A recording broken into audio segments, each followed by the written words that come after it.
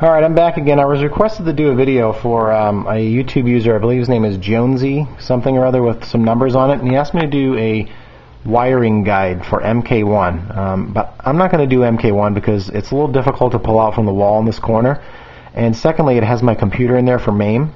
It is an actual MK1 cabinet, but I'm going to do the MK3 for two reasons. Number one, it's pulled away from the wall, which makes it a lot easier for me to do.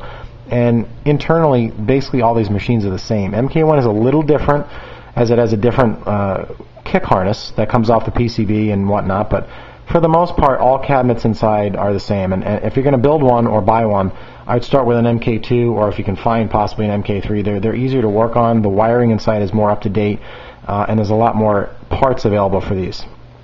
So I'll just do a quick inside view of the control panel. Control panels are very, very simple. All the wiring harnesses, the white and purple ones you can see here, come off of the main JAMA harness that plugs into the PCB. The blue wires, which are the low kick, low punch, and run buttons for MK2 and MK3 and MK4, all come off of the PCB. It's one connection that plugs into, I think it's P19. I can't be 100% sure, and that's been a while since I've been working on these, but they're all, I don't know if you can see it here, but I'll take one of the buttons off here. Basically, you just pull it off like so, and the top here, which is the black one, supplies the power, and that one usually has 2 or 3 wires coming out of it. As you can see here, I'll kind of fiddle them apart here. They're looped from button to button to button to button, and they come off the PCB and they provide the power. The bottom one here, which is usually a purple or a blue, has another color that's spun in the wire. See, this one's purple and blue. And if you look in an arcade manual for MK3 or MK2, it tells you exactly what this color signifies as far as what button. What I do is I actually write on the button. I don't know if you can see that, but it's HK for high kick. And then here's a little Cherry Master switch that activates the button when you push it. But it's pretty simple to do the control panel. You don't really need to do anything except just get the wires in there. If I can plug this button in one-handed. There we go. So you can see, how they kind of come off all the buttons. I zip tie everything so it's nice and clean and it goes down. This goes to the PCB. Like I said, this plugs directly in there, and then the purple and the white ones come off of the JAMA harness. Those are those are in the machine. All these wires that are down here come off of the JAMA harness as well, but they go to like the coin door, the service button, things of that nature, like the bill collector if you had a dollar bill connector in here.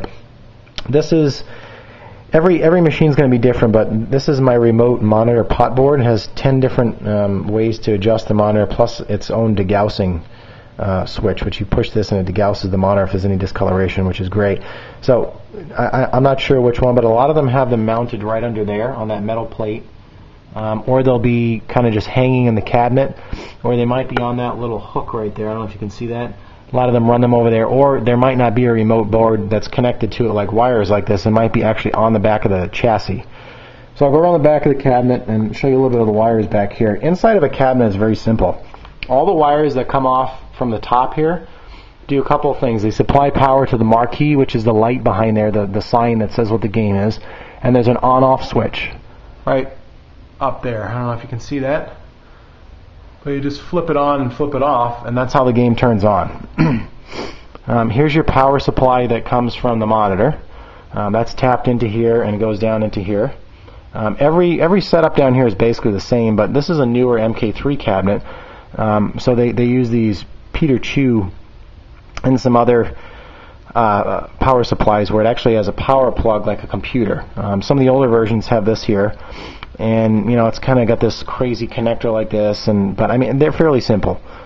But I mean you can see inside here there's not a lot of wires in here. This is my multi-JAMA game. That's MK3. I prefer to play the actual PCB as opposed to MAME. I'm kind of an arcade enthusiast as far as the quality of what I'm playing. But I mean MAME is so good now that I mean really it's kind of a waste to do this. But just because I have the arcade machines and the dedicated cabinets, I enjoy playing the dedicated games. So. All these kick harnesses here are for the individual boards. I have MK3, UMK3, and MK4 in here right now. But you only need one if you're going to play one game.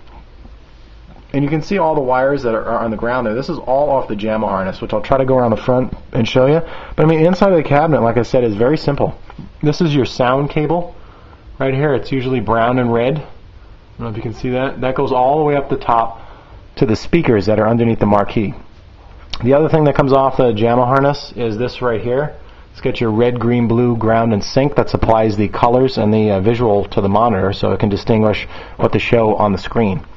Some of these other cables here, like the green is usually always a ground wire. It's not something you're going to have to mess with. This is a connector, an extra one that's in here.